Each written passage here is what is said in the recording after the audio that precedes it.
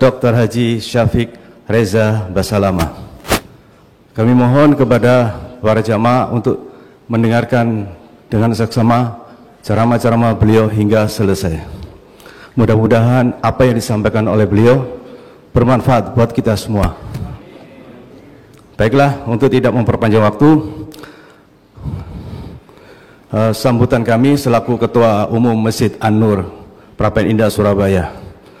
Kurang lebihnya kami mohon maaf. Wabillahi taufiq wal hidayah. Wassalamualaikum warahmatullahi wabarakatuh. Kepada Ustaz kami serahkan. Fadhal Ustaz.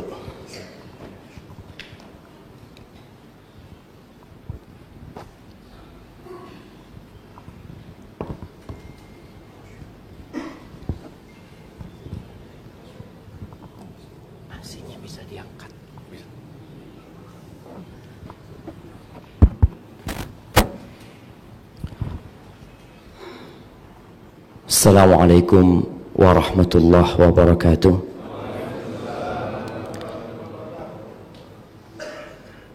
Alhamdulillah, segala puji bagi Allah Jalla Jalaluh, alladzi ahyana ba'dama amatana wa ilaihin nusyur, yang telah menghidupkan kita setelah Dia mematikan kita. Dan kelak kita akan dikembalikan kepada Allah Azza wa Jalla.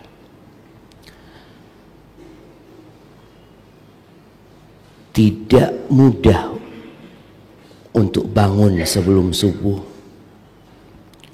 kemudian meninggalkan tempat tidur kita, bahkan meninggalkan rumah kita untuk datang ke rumah Allah Azza wa Jalla. Rasul sallallahu alaihi wasallam pernah mengatakan, athqalus salati 'alal munafiqin salatul isya wa salatul fajr. Salat yang paling berat buat orang-orang munafik itu adalah salat isya dan salat subuh. Semoga kita dapat mensyukuri nikmat yang Allah berikan ini, dan semoga Allah memberikan ilmu yang bermanfaat buat kita. Allahumma salli wa sallim ala abdika wa rasulika sayyidina wa maulana Muhammad wa ala alihi wa ashabi ajma'in. Ya Allah, semoga salawat dan salam, berkah dan nikmat senantiasa Engkau curahkan untuk hamba kekasih-Mu, untuk baginda Nabi kita Muhammad alaihi salatu wassalam, untuk keluarga beliau, untuk istri-istri beliau, untuk putra-putri beliau, dan untuk seluruh sahabat Nabi. Semoga Allah meridhai kita bersama mereka. Amma ba'd, hari ini hari Jumat, tanggal 11 Rabiul Awal 1444 Hijriah. Hari yang kelak Allah akan takdirkan kiamat terjadi di hari Jumat. Sayyidul Ayyam, hari yang paling mulia. Rasul sallallahu alaihi wasallam memerintahkan kepada kita untuk banyak-banyak bersalawat kepada beliau. Maka manfaatkan hari ini untuk memperbanyak salawat kepada Nabi alaihi salatu wassalam. Jangan sampai hari ini seperti hari-hari yang biasa. Jamaah rahimakumullah, berbincang tentang ikhlas ya. Ikhlas ini adalah amalan hati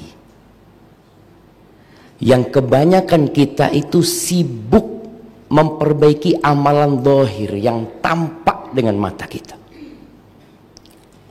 dengan penampilan kita, dengan sholat kita, dengan sedekah kita.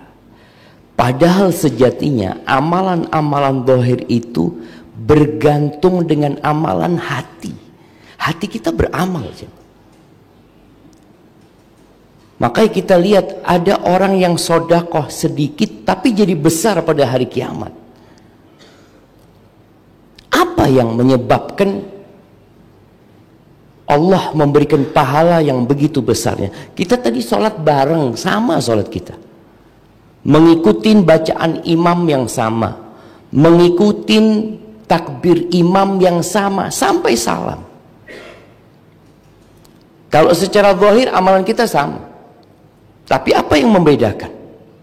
Sesuatu yang ada di hati kita. Makanya dikatakan bahwasanya al-ikhlas itu ruhul amal. Ruhnya amal itu ikhlas. Dan subhanallah, Allah Azza wa Jalla mengatakan, wa ma umiru illa liya'budullaha mukhlisina lahuddin hunafa wa yuqimus salah wa yu'tuz zakah wa dzalika dinul qayyimah. Orang-orang itu tidak diperintahkan melainkan untuk beribadah yang ikhlas untuk Allah Azza wa Jalla. Jadi bukan sekedar ibadah. Sebagian kita mungkin kalau menghitung sholat dia akan menghitung dengan jumlah yang fantastis. Mungkin nggak bisa ngitung dia. Ana sholat sejak umur umpamanya katakan ya dari umur 7 tahun ana sholat. Sampai umur 60 tahun ana sholat. Bisa dibayangin Ustaz berapa banyak sholat kita. Kalau bicara puasa, orang itu dapat menghitung umur dia. Kalau dikatakan ana sekarang umur 65 tahun, ana puasa sejak umur 10 tahun dan tidak pernah ana membatalkan puasa ana. Oke, siap. Bisa dihitung itu amalan. Sebagian kita sudah berangkat haji berulang kali, hitung. Sebagian kita sudah berangkat umroh, tiap tahun dia berangkat umroh. Itu bisa dihitung. Tapi pertanyaannya, apakah kita dapat menghitung amalan hati kita? Apakah amalan yang kita kerjakan itu benar-benar lillahi ta'ala?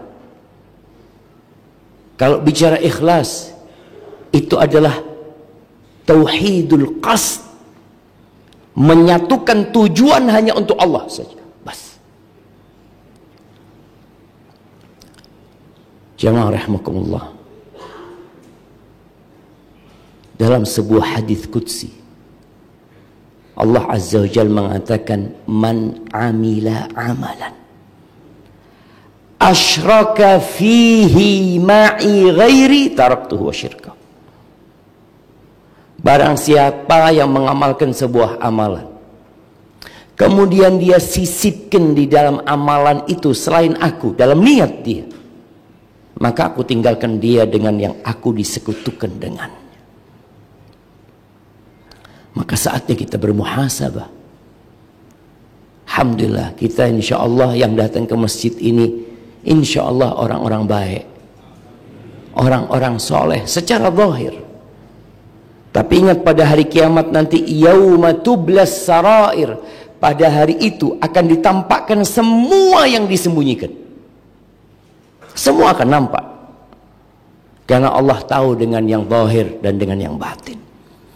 Ahibati fillah, ada sebuah hadis yang diriwayatkan oleh Al-Imam Muslim, At-Tirmidzi dan lainnya dari Abu Hurairah radhiyallahu taala anhu.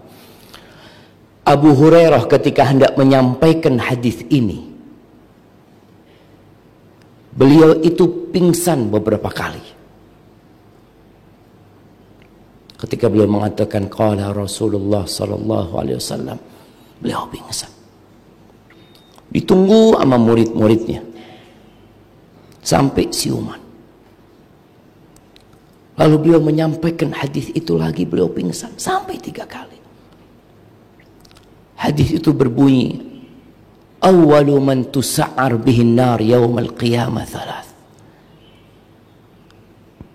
3. Yang akan menjadi korek api neraka, yang pertama kali neraka dihidupkan itu dengan 3 jenis manusia. Dan kalau kita lihat 3 jenis manusia ini, semuanya orang soleh. Nggak ada yang orang jahat. Yang pertama ustadz. Api neraka itu akan dihidupkan dengan tubuhnya seorang ustadz, seorang imam, seorang guru, seorang yang alim. Kata Nabi SAW, alimun wa qari'ul Quran. Seorang yang berilmu, yang mengajarkan ilmunya, yang hafal Al-Quranul Karim. Fa'utiya bihi. Allah tidak serta-merta memasukkan hambanya ke dalam neraka. Semua insya Allah akan melewati persidangan di mana semua boleh membela dirinya, boleh mendatangkan saksi-saksi yang meringankan buat dia. Silahkan.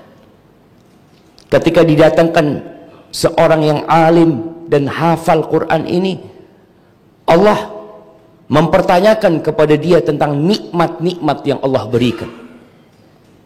Fa'arafah. Orang ini tidak mengingkari.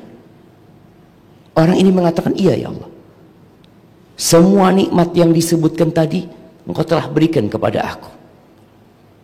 Lalu di sini muncul pertanyaan kedua. Fama amilta biha. Engkau gunakan buat apa nikmat-nikmat yang aku berikan kepadamu? Kata orang ini, ta'allamtu fika wa 'allamtun nas wa qara'tu fika al-Quran. Yang aku lakukan dengan nikmat itu, aku belajar, datang ke masjid ngaji, masuk ke pesantren belajar ilmu agama, melanjutkan kuliah ke perguruan-perguruan tinggi Islam untuk mendalami agama Allah ini demi mengharapkan keridhaanmu. Ini amalan hati. Amalan dohirnya, dia belajar, datang ke masjid, datang ke pesantren, itu dohir, satu kampung tahu dengan dia.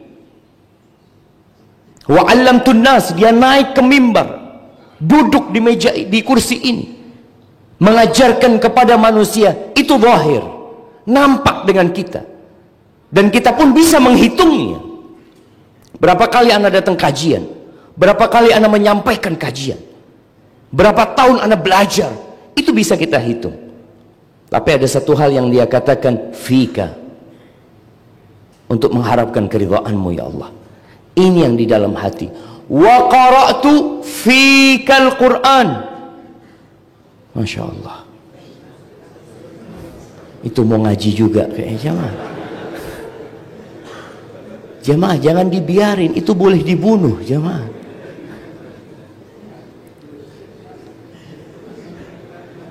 Masya Allah.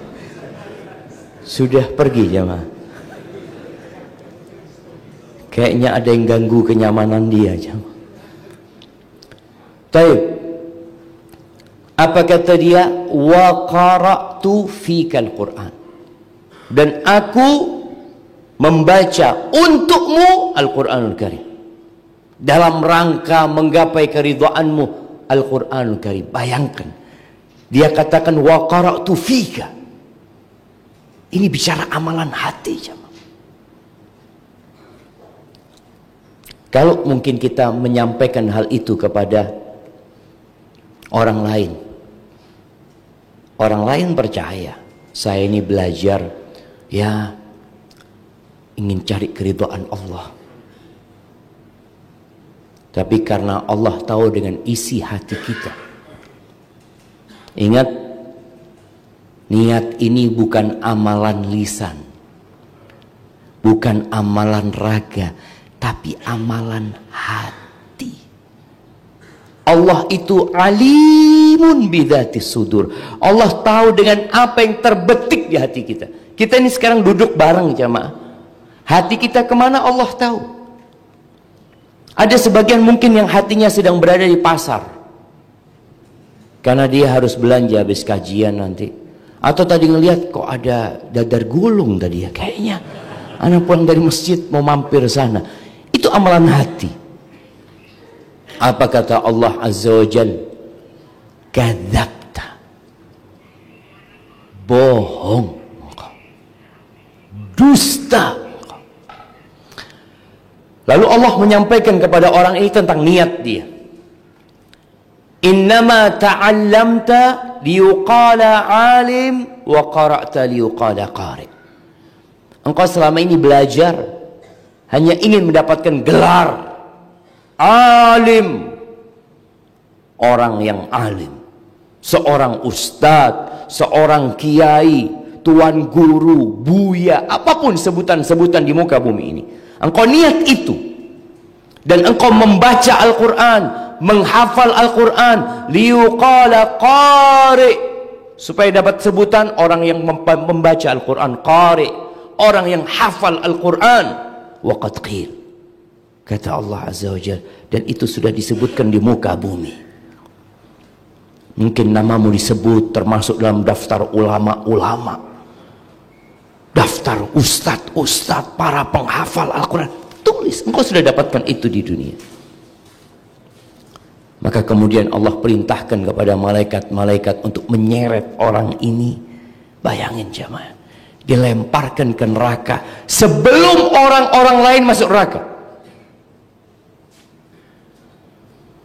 Itu yang pertama. Yang kedua, syahid, orang yang mati di medan perang dalam rangka menegakkan kalimat Allah Azza wa Jalla. Maka orang ini pun akan disidang. Mungkin orang ini di muka bumi dimakamkan di makam pahlawan. Mungkin orang ini di muka bumi selalu disebut nama-namanya oleh penduduk bumi. Bahkan mungkin namanya ditulis dengan tinta emas dalam sejarah. Seorang pejuang yang menegakkan agama Allah Azza wa Jalla. Disidang. Manusia memberikan gelar itu karena melihat zahirnya. Urusan hati, urusan Allah Azza wa Jalla. Ketika disidang, kembali Allah pertanyakan kepada dia nikmat-nikmat yang Allah berikan. Dan orang ini pun mengakuinya. Dari sana muncul pertanyaan kedua. Fama amilta biha. Engkau gunakan buat apa nikmat-nikmat yang aku berikan kepadamu? Nikmat yang ada di jasadnya, di fisiknya. Harta yang Allah berikan. Kesempatan yang dianugerahkan kepada dia. Apa kata orang ini?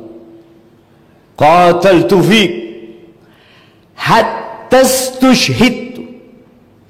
Ia mengatakan, aku berjuang untuk menegakkan agamamu, untuk mencari keridhaanmu, lillahi ta'ala, sampai aku tewas di jalanmu, syahid. Maka kita nggak boleh jamaah mengatakan fulan syahid, nggak boleh. Kenapa? Karena Allah yang lebih tahu dia mati syahid atau tidak. Karena bicara niat. Ada orang di masa Nabi SAW berperang bersama Nabi SAW. Nabi mengatakan huwa finnar, dia di neraka tempatnya. Padahal bersama para sahabatnya dia perang melawan orang-orang musyrikin. Iya.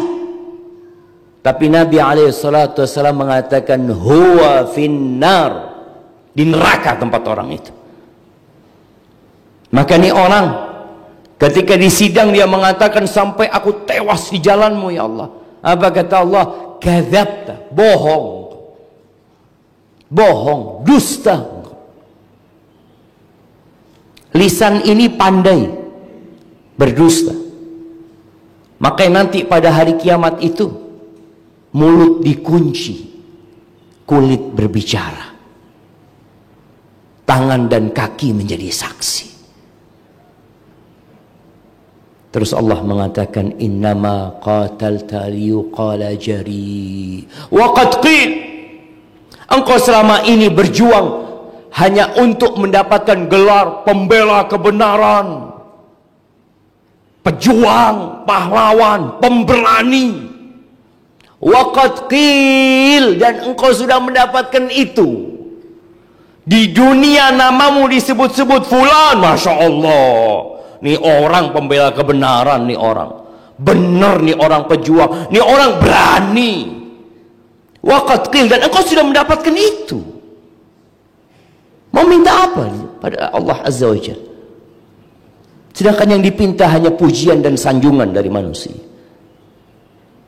Maka kemudian diperintahkan kepada malaikat, diseret, dilemparkan ke dalam api neraka. Pencuri belum disidang, perampok, pezina, koruptor, belum disidang jemaah. Ini orang-orang baik dulu nih, yang dia menampakkan kesolehan kepada umat manusia, tapi ternyata dalam hatinya bukan Allah yang dia inginkan. Di dunia Masya Allah dieluk-elukan. Yang ketiga, Jawad, orang kaya raya yang dermawan. Di sidang nih, orang kaya yang baik hati, yang ketika di dunia banyak proposal mampir ke rumahnya, yang dia suka memberikan bantuan kepada umat manusia, diminta atau tidak diminta. Ketika dia di sidang, Allah tanyakan tentang harta yang Allah limpahkan kepada dia. Segala nikmat Allah kasih ke orang ini. Lalu Allah bertanya satu pertanyaan. Orang ini ngakui semua, ya Allah, kau berikan semua itu kepada aku. Dan dia merasa baik. Seperti yang pertama, kedua, merasa baik. Ketika ditanya, fama amil tabiha, apa yang kau gunakan dengan harta yang kau limpahkan kepadamu? Orang ini mengatakan, subhanallah jamaah, ma min sabilin tuhibbu an yunfaqa fih illa anfaqtu fihi lak. Tidak ada satupun jalan kebaikan yang engkau suka harta pemberianmu, rizki anugerahmu disodakohkan di tempat itu, melainkan aku sudah bersedekah, berbagi di tempat itu, laka, untukmu ya Allah, lillahi ta'ala. Betul, secara zahir masjid dia bangun, selesai masjid sini dia bangun masjid yang lainnya. Kalau bicara sodakoh, Masya Allah, kerabatnya selalu memuji dia karena orang yang peduli sama keluarganya. Janda-janda dia bangunkan rumah, anak-anak yatim dia berikan santunan, dia berikan minha dirasiyah, beasiswa untuk mereka supaya sekolah. Dia berangkatkan pegawainya umroh atau haji. Dia lakukan semua kebaikan yang berkaitan dengan harta. Dia katakan itu kepada Allah, tidak ada satupun jalan kebaikan, melainkan di situ ada jasa dia. Dan dia mengatakan, laka ya Allah, untukmu semua aku melakukan itu. Apa kata Allah? Kadzabta, bohong. Allah jamaah, masuk surga itu berat, perlu perjuangan.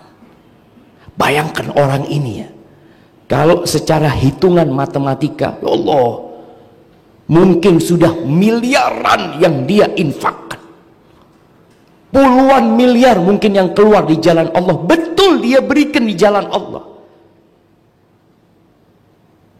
Tapi yang jadi masalah, niatnya ternyata bukan untuk Allah. Allah mengatakan kadzabta, bohong. Ingat, semua nanti akan disidang berhadapan dengan Allah Azza wa Jalla. Laisa bainahu wa bainallahi turjuman. Enggak ada penerjemah. Kita sendirian sama Allah Azza wa Jalla. Nggak butuh Allah kasih saksi, ini fulan benar sodako, karena memang dia sudah ngakui dan Allah terima, fulan udah sodako.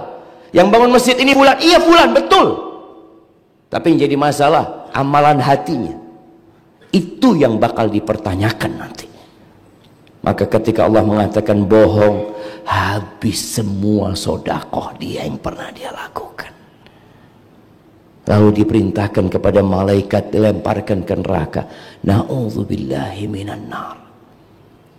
Jamaah rahimakumullah, ingat kita selalu bersyahadat, mengatakan asyhadu an la ilaha illallah.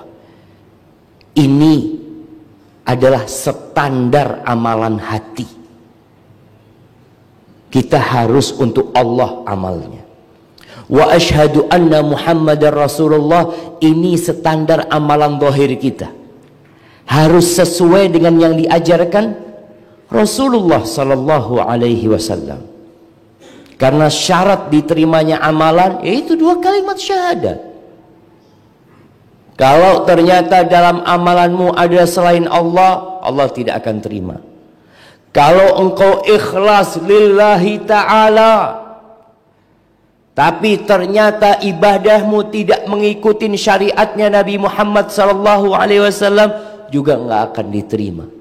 Man amila amalan laisa alaihi amruna fahuwa radd. Barang siapa yang beramal satu amalan yang tidak ada contohnya dari kami, Allah akan tolak. Maka hendaklah kita bersungguh-sungguh memikirkan amalan kita diterima apa tidak. Sebagian kita ini hanya berpikir yang penting ibadah Ustaz, yang penting memperbanyak amal soleh. Apa kita nggak ingat dengan firman Allah, fawailun lil musallin, wail, celaka orang-orang yang sholat. Atau wail, nama lembah yang berada di neraka jahanam, celaka, masuk neraka nih orang sholat orang itu. Maka sebagian orang ketika mengatakan, udahlah kita bagaimana membicarakan orang yang tidak sholat supaya sholat. Nah, yang sholat supaya diterima sholatnya.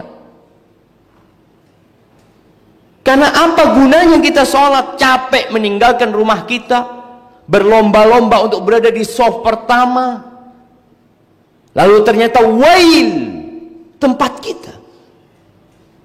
Alladzina hum an salatihim sahun. Mereka adalah orang-orang yang lalai dengan sholatnya. Ini standar zahir. Lalai dari sisi syarat, rukun, wajib sholat, waktu sholat yang dia tidak pedulikan. Ada orang yang wudhunya asal-asalan. Ada orang yang sholatnya ya pokoknya ingat dia sholat. Kadang-kala sholat zuhur, wis adzan asar, anak belum zuhur, Allahu Akbar, sholat zuhur. Insyaallah. Ada orang yang seperti itu. Sholat subuh, kapan dia bangun? Padahal sholat ini kewajiban yang ditetapkan waktunya. Inna sholata kanat 'alal mu'minina kitaban mawquta. Dia secara zahir sahun. Bagaimana bicara hatinya? Alladzina hum yura'un. Dia adalah orang-orang yang riya, jemaah.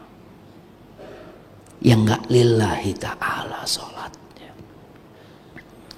Maka bagaimana sekarang kita mencapai keikhlasan? Itu yang perlu kita pikirkan. Dulu ketika kita belum hijrah, yang dipikirkan bagaimana kita meninggalkan dosa. Alhamdulillah mungkin sekarang kita bisa disebut, alhamdulillah Ustaz, ana sudah meninggalkan masa lalu yang kelam. Ana sudah meninggalkan dosa-dosa yang biasa ana kerjakan, alhamdulillah. Sekarang bagaimana berpikir yang engkau amalkan diterima sama Allah Azza wa Jalla. Yang pertama yang harus kita lakukan adalah bermuhasabah. Sebelum nanti kita dihisab. 3 orang yang jadi koreknya api neraka itu, dia asal beramal di dunia. Coba bermuhasabah kita. Kira-kira ana beramal ini untuk Allah apa tidak? Dan muhasabah ini sebelum beramal, ketika beramal, setelah beramal. Sebelum beramal. Jadi kalau bicara ikhlas ini dalam semua ibadah ya, jangan cuma antum berpikir ikhlas itu kalau sodakoh. Antum kalau sodakoh harus ikhlas. Kalau sholat, ya harus ikhlas juga. Kurban, besar-besaran sapi. Sapinya siapa yang paling besar itu? Punya saya Pak. Insyaallah. Ini amalan dohir. Apakah dia riya? Nggak tahu kita. Orang memang dia ditanya sapinya siapa ini. Masa dia mau ngomong sapinya orang? Enggak. Sapinya anak. Zahir fadl dia mengatakan itu.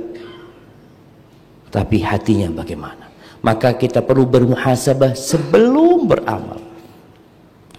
Ketika mau datang kajian antum, mungkin mulai tadi malam antum berpikir nanti besok subuh anda mau datang kajian. Ingat langkah dari rumah antum itu dicatat sama malaikat. Bayangin ya, betapa besarnya pahalanya. Ketika antum masuk ke masjid, menunggu waktu sholat, Malaikat-malaikat itu mendoakan orang yang menunggu sholat itu didirikan. Pertanyaannya, kenapa Anda datang? Untuk apa? Yang sedekah juga seperti itu. Kadangkala ada proposal masuk, antum mau bantu proposal ini. Kenapa antum keluarkan duit 1 juta, 2 juta, 3 juta? Yang rutin mengeluarkan sedekah. Ada sebagian kita rutin tiap bulan dia bersedekah, dia bantu orang, Masya Allah. Tanyakan kenapa antum lakukan itu? Masya Allah. Kenapa jemaah? Anak kayaknya mau minum dulu jemaah. Cuma kok nggak ada sedotannya jemaah. Anak jadi bingung. Sebelah mana sedotannya? Oh Masya Allah.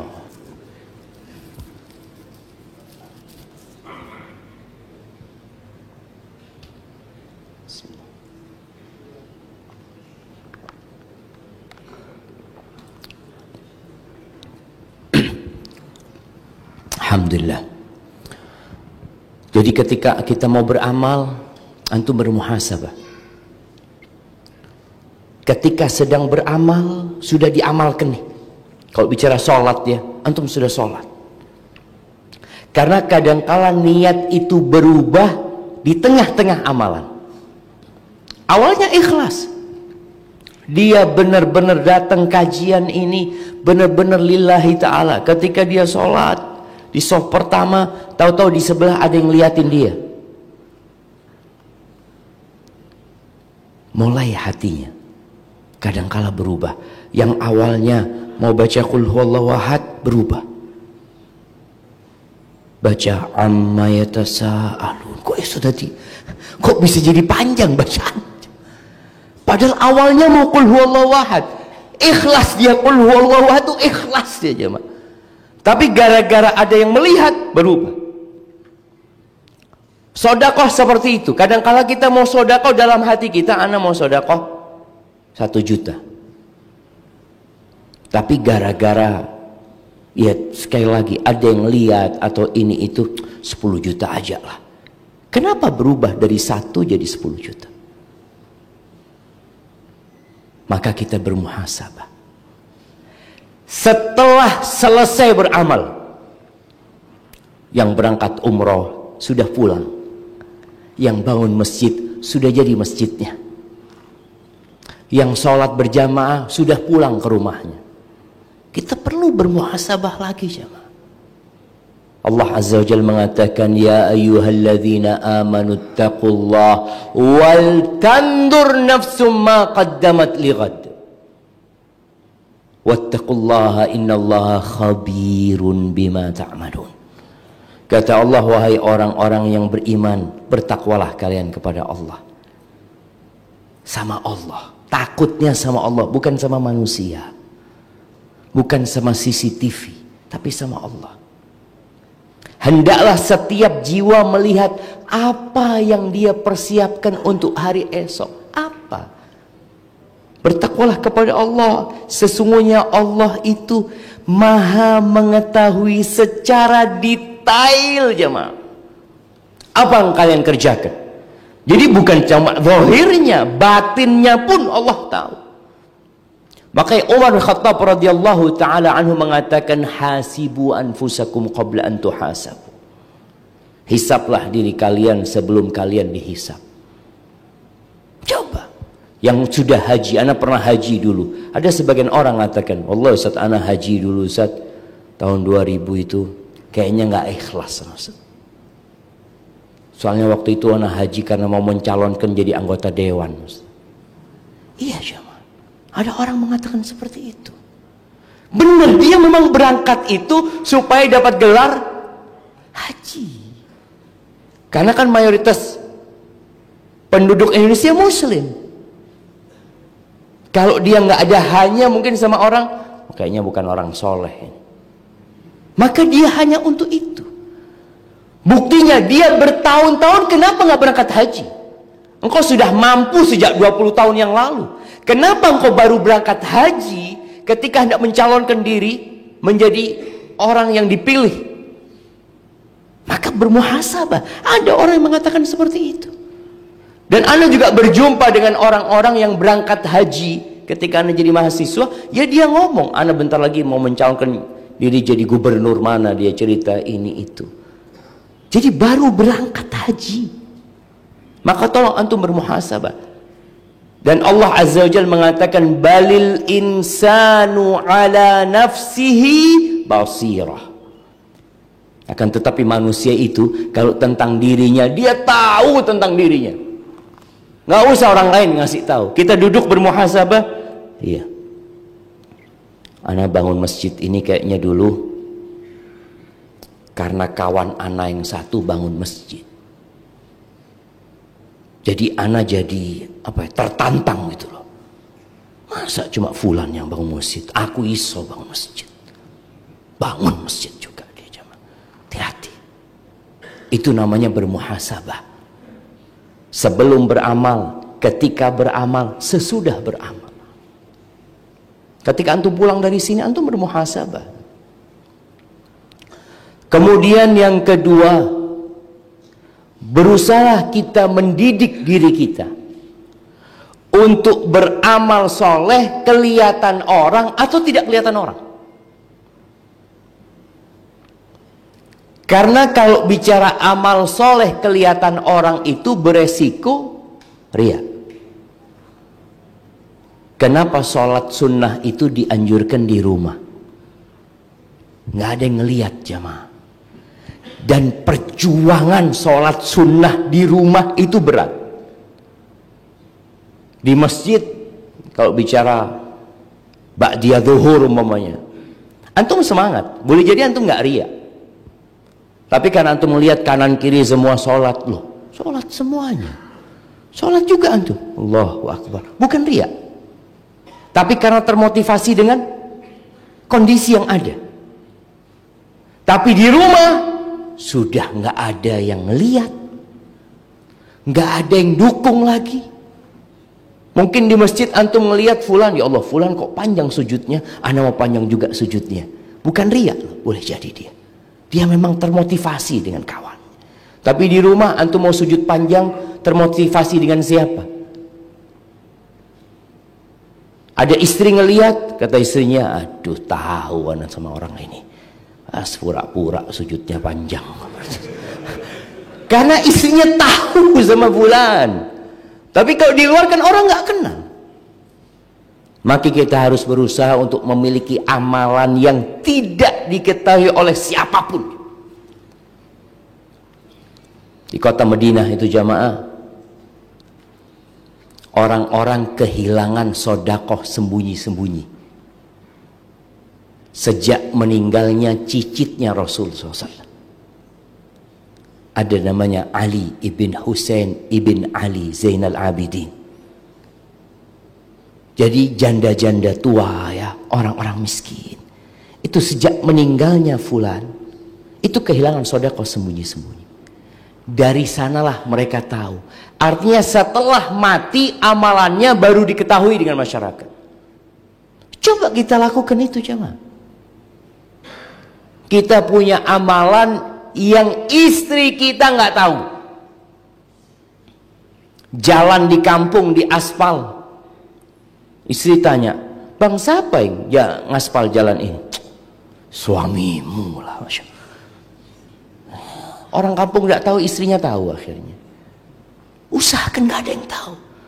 Maka di antara orang yang akan mendapatkan naungan dari Allah Azza wa Jalla pada hari kiamat nanti adalah warajulun tasaddaqa bisadaqatin fa'akhfaha hatta la ta'lamu yaminuhu ma tunfiqu hatta la ta'lamu shimaluhu ma tunfiqu yaminuhu. Seorang yang bersedekah dengan sedekah yang dia sembunyikan, ada usaha dari dia untuk menyembunyikan, sehingga tangan kirinya nggak tahu yang disedekahkan dengan tangan kanan. Antum kalau mau sedekah di masjid bisa dipersiapkan dari rumah. Antum siapkan uang 2.000, bungkus di dalamnya ada 200.000. Soalnya orang kalau mau sedekah 2.000 itu kadang-kala malu jemaah. Tapi kalau 100.000 mana-mana dia keluarkan dulu dompetnya. Teman-teman yang lihat, gini caranya sedekah. Masya Allah. Fa'akhfaha, dia sembunyikan. Artinya bisa kita sedekah 200.000 sembunyi, yang ketahuan cuma 2.000. Jadi ketika lewat yang ketahuan cuma 2.000. Dijaga hatinya. Jangan sampai antum sedekah 2.000, nggak tahu orang-orang 200.000 yang di dalam sana. Antum nanti akhirnya ujub sama diri antum sendiri. Benar-benar dia sembunyikan. Jangan sampai istri antum tahu. Oleh karena itu kita lihat dalam agama Islam ini, harta istri adalah harta istri, harta suami adalah harta suami. Jadi istri kalau mau sedekah nggak perlu izin suami. Suami kalau mau sedekah nggak perlu ngomong sama istrinya. Loh gimana nggak ngomong sama istri, Ustaz? Yang pegang fulus istri. Aduh, ya repot. Jadi ibu-ibu jangan merasa curiga sama suaminya kalau suaminya nggak ngasih tahu berapa penghasilan dia. Karena sejatinya dia mungkin kepingin punya amalan-amalan yang nggak diketahui sama istri. Mungkin dia punya anak-anak yatim yang dia santuni, istrinya nggak tahu. Jadi tolong kita punya usaha. Dan ini yang akan mengantarkan manusia kepada husnul khatimah insyaallah. Karena menunjukkan dia benar amalannya, bukan pura-pura. Ada ucapan seorang sahabat yang mengatakan liyakun li ahadikum khib'un min amalin soleh. Hendaklah seorang di antara kalian memiliki amal soleh yang tersembunyi. Coba antum bermuhasabah. Pulang dari sini antum lihat ya. Apa amalan soleh anak yang tersembunyi? Kok semuanya kelihatan orang? Zikir, subhanallah, subhanallah, subhanallah. Sebagian ulama itu subhanallah. Dia ketika di rumahnya sedang berzikir, tahu-tahu ada tamu masuk gitu seperti jamaah. Ya dia langsung berhenti, dia sembunyikan alat zikirnya. Mungkin kalau dia pakai alat, dia tangannya mungkin nggak bergerak, dia sembunyikan tangannya ya. Kemudian apalagi sekarang ada masker nih jamaah. Ini masker bisa untuk menyembunyikan zikir antum. Bisa menyembunyikan doa antum. Antum duduk di sebelah, antum sedang berzikir, orang nggak kelihatan. Tapi sebagian orang kalau waktunya zikir dibuka maskernya. Astagfirullah, astagfirullah. Loh dari tadi kenapa nggak antum sembunyikan gitu loh? Benar-benar berat menyembunyikan amalan itu. Karena kalau bicara ikhlas, jiwa kita ini nggak dapat apa-apa dengan kita ikhlas. Dalam artian jiwa itu ingin dipuji, ingin disanjung, ingin dihormatin. Ketika antum sembunyikan amalan, nggak ada yang tahu, nggak dapat apa-apa berarti diri antum. Tapi itulah ikhlasillahi ta'ala. Maka berusaha untuk memiliki amalan yang tersembunyi, itu akan mengantarkan antum insyaallah tawadhu, nggak akan ujub insyaallah. Kemudian yang ketiga, yakin bahwa kita ini tidak akan dapat menyempurnakan hak Allah atas diri kita. Karena ada orang yang merasa sudah cukup amalannya. Nah ini kayaknya kalau mati cukup, siap lah anak Ustaz. Kenapa? Anak sodakoh sudah banyak, haji sudah 27 kali. Kok sering sekali antum haji? Karena ada pembimbing haji Ustaz. Tiap tahun berangkat haji karena pembimbing haji. Umroh jangan ditanya sudah. Jadi insya Allah kalau mati anak cukup amalan kita di hati. Wallahi jamaah, kalau kita sejak lahir sujud, nggak bangkit dari sujud kita kecuali ketika ajal menjemput kita, kita tidak akan pernah menunaikan hak Allah atas diri kita. Karena di antara yang menghancurkan manusia itu adalah i'jabur rajuli bi nafsi. Kata Nabi SAW, orang takjub dengan dirinya sendiri. Kita kadang-kala melihat orang lain, karena tampak zahirnya orang ini belum soleh, belum taat, dalam hati kita, ini kayaknya kalau mati masuk neraka orang Wallahi jemaah nggak tahu gitu jemaah. Maka tolong tumbuhkan di dalam diri kita keyakinan bahwa kita nggak akan pernah dapat menyempurnakan hak Allah atas diri kita. Semuanya dari Allah. Kita bisa duduk di soal pertama karena Allah loh yang menggerakkan hati kita, memudahkan urusan kita. Makanya ada riwayat Nabi Sulaiman atau Nabi Daud dari cerita Israiliyat. Allah Azza wa Jalla mengatakan kepada keluarga Nabi Daud ini, "I'malu ala Dawud syukra." Wahai keluarga Daud, beramalah kalian sebagai bentuk syukur kepada Allah Azza wa Jalla. Lalu Nabi ini berdoa mengatakan, "Kaifa ashkuruk ya Allah? Gimana aku akan dapat bersyukur kepadamu? Wa syukru minka, sedangkan aku bisa bersyukur itu juga nikmat darimu ya Allah." Bayangin jemaah. Ya apa kita ini mau bersyukur sama Allah sedangkan nikmat bisa bersyukur itu juga dari Allah. Maka dikatakan kepada dia, "Al-an balaghta syukri." Sekarang engkau baru bersyukur. Ketika seorang beribadah kepada Allah, yakin bahwa dia dapat beribadah karena Allah Subhanahu wa taala. Sehingga nggak ada perasaan punya jasa paling besar. Wah, nah ini orang yang paling berjasa di tempat ini. Jangan. Kita jaga hati kita. Yakin bahwa kita tidak akan dapat menyempurnakan hak Allah atas diri kita. Kemudian ahibati fillah, kita juga harus punya keyakinan dengan kehidupan dunia ini. Karena kalau cerita 3 orang tadi, seorang ustadz, seorang mujahid, seorang yang dermawan, mereka itu ingin apa sebenarnya? Ingin dunia. Pujian itu kan pujian di dunia ini. Hendaklah dia meyakinkan bahwasanya dunia ini sebentar. Kalau engkau dipuji sama orang itu, berapa tahun kau dipuji? 20 tahun, 70 tahun. Setelah itu hilang pujian itu. Engkau akan mati dan orang-orang akan lupa dengan dirimu. Maka hendaklah kita selalu memikirkan hakikat kehidupan dunia ini. Rasul sallallahu alaihi wasallam mengatakan, "Man kanatid dunya hammahu." Barang siapa yang dunia menjadi ambisinya, apa hukuman yang Allah akan berikan kepada dia di dunia ini? Syattatallah alaihi syamlah, au farraqallahu alaihi amrah. Allah cerai beraikan urusan dia. Makanya kalau antum niatnya bukan lillahi ta'ala, hidup antum berantakan. Karena memang niatnya nggak lillahi ta'ala.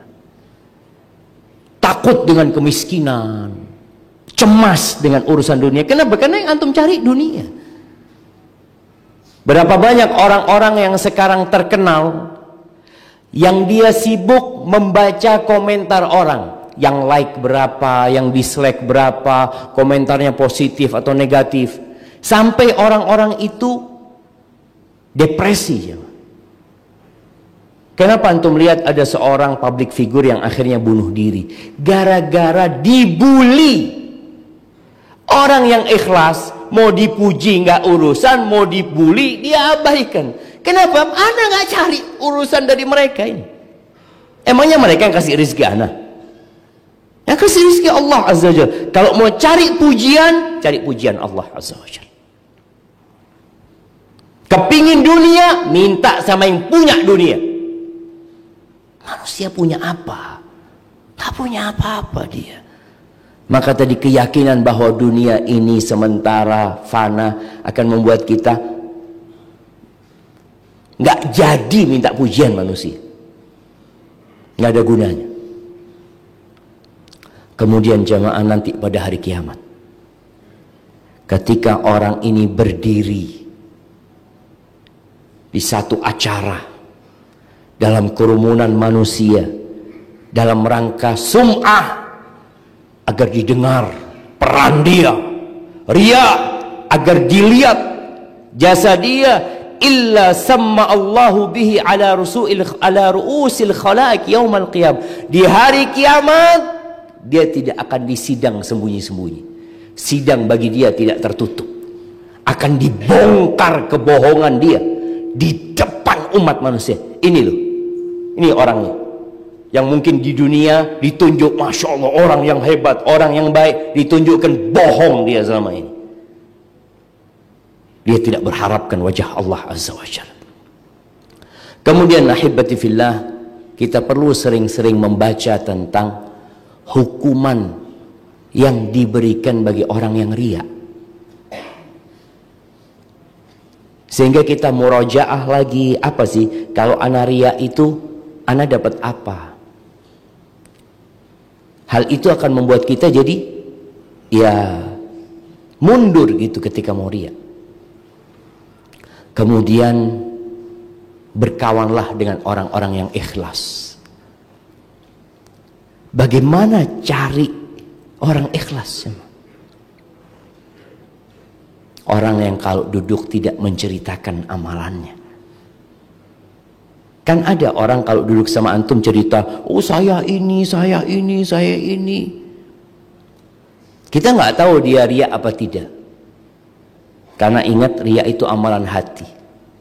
Namun dengan dia menceritakan sesuatu yang seharusnya dia sembunyikan, kita khawatir. Antum cari orang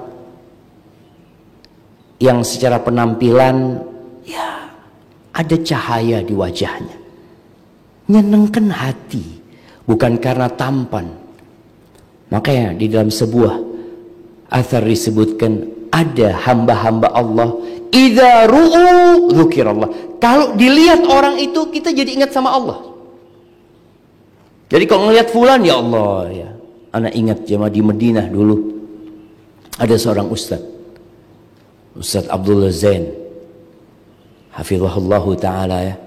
Anak kalau melihat beliau itu iman anak bisa tambah. Dan ada orang-orang juga kalau antum melihat dia, ya Allah, cari kawan yang seperti itu. Kemudian yang terakhir, berdoa. Doa ini jalan pintas, tapi sering kita lewatkan. Coba tanyakan kepada diri kita, pernahkah kita, bukan pernahkah, betapa seringnya kita, atau berapa kali kita dalam sehari minta keikhlasan, minta supaya amalan kita diterima sama Allah Azza wa Jalla. Nabi Ibrahim alaihissalam itu bangun Ka'bah. Dia nabi, bukan orang biasa. Yang dibangun rumah Allah, tempat yang paling mulia di muka bumi ini, bersama putranya Ismail yang juga nabi. Apa doanya mereka dalam kondisi mereka membangun itu Ka'bah? Rabbana taqabbal minna innaka antas sami'ul alim. Doa ini muncul karena takut sama Allah. Dia tahu dengan kebesaran Allah, keagungan Allah, yang dia amalkan sesuatu yang remeh buat, ya Allah, dibandingkan dengan nikmat yang Allah berikan, nggak ada apa-apanya. Maka dia berdoa mengatakan, ya Allah, terima dari kami, ya Allah, terima dari kami, ya Allah. Sesungguhnya Engkau maha mendengar dan maha mengetahui. Supaya kita juga muhasabah dengan mengatakan innaka antas sami, Engkau maha mendengar, alim, Engkau maha mengetahui. Amalan kita ini untuk Allah apa tidak? Doa. Ada sebuah doa yang diajarkan Nabi alaihi salatu wassalam. Beliau alaihi salatu wassalam pernah mengatakan bahwasanya syirik itu akhfa min dabibin naml, lebih tersembunyi daripada jalannya semut. Yang bicara riya ini. Maka para sahabat mengatakan, kaifal khalasu ya Rasulullah? Wa huwa akhfa min dabibin naml. Bagaimana cara menyelamatkan diri dari riya tadi, sedangkan dia lebih tersembunyi daripada jalannya semut? Antum dapat merasakan kadang-kala semut berjalan di baju antum? Enggak, jemaah. ada orang bersihkan, ada semut. Kita nggak tahu kalau ternyata ada semut di diri kita. Sebagian kita nggak sadar kalau ternyata ada riya dalam kehidupan kita. Maka para sahabat bertanya, radhiyallahu taala anhu, bagaimana kita menyelamatkan diri sedangkan dia itu tersembunyi gitu loh. Maka kata Nabi SAW, maukah kalian aku kasih amalan buat kalian? Kalau kalian amalkan, insya Allah besar kecilnya, banyak dikitnya akan pergi dari kalian. Qulu, kata Nabi, katakan doa ini, Allahumma inni a'udzubika an usyrika bika wa ana a'lamu wa astaghfiruka lima la a'lamu. Ya Allah, aku berlindung kepadamu dari melakukan kesyirikan yang aku ketahui. Sadar itu kesyirikan. Kita berlindung kepada Allah Azza wa Jalla. Wa astaghfiruka, dan aku minta ampun sama engkau ya Allah dari melakukan kesyirikan yang aku nggak sadari gitu loh. Kalau ternyata di situ ada niat selain Allah Azza wa Jalla, kadang-kadang kita nggak sadar, jamaah. Maka kita meminta perlindungan dari yang disengaja dan meminta maaf sama Allah dari yang tidak disengaja, dari yang tidak disadari. Perbanyak doa jemaah, minta keimanan sama Allah, minta ketakwaan kepada Allah, minta Allahumma ati nafsi taqwaha, ya Allah berikan kepada jiwaku ketakwaannya ya Allah. Wa zakkiha anta khairu man zakkaha, dan bersihkan jiwaku ini, engkau sebaik-baiknya yang membersihkannya ya Allah. Anta waliyuha wa maulaha, engkau pemiliknya, engkau pelindungnya. Allahumma inni a'udzubika min ilmin la yanfa, ya Allah aku berlindung kepadamu dari ilmu yang tidak bermanfaat. Wa min qalbin la yakhsha, dari hati yang enggak mau tunduk. Wa min nafsin la tashba, dari jiwa, dari nafsu yang enggak pernah puas. Wa min du'ain la yusma, dan dari doa yang tidak didengarkan, tidak diijabah sama Allah SWT. Jamaah, mungkin itu yang dapat Ana sampaikan. Karena kepingin lebih lama lagi, karena pesawat Ana dimajukan jamaah. Ternyata seharusnya jam 8, Ana harus berangkat jam 7. Maka mohon maaf, yang benar dari Allah Azza wa Jal, yang salah dari diri Ana pribadi. Allah dan Rasulnya terbebaskan dari kesalahan itu. Subhanakallahumma wa bihamdika asyhadu an la ilaha illa anta astaghfiruka wa atubu ilaik. Assalamualaikum warahmatullahi wabarakatuh.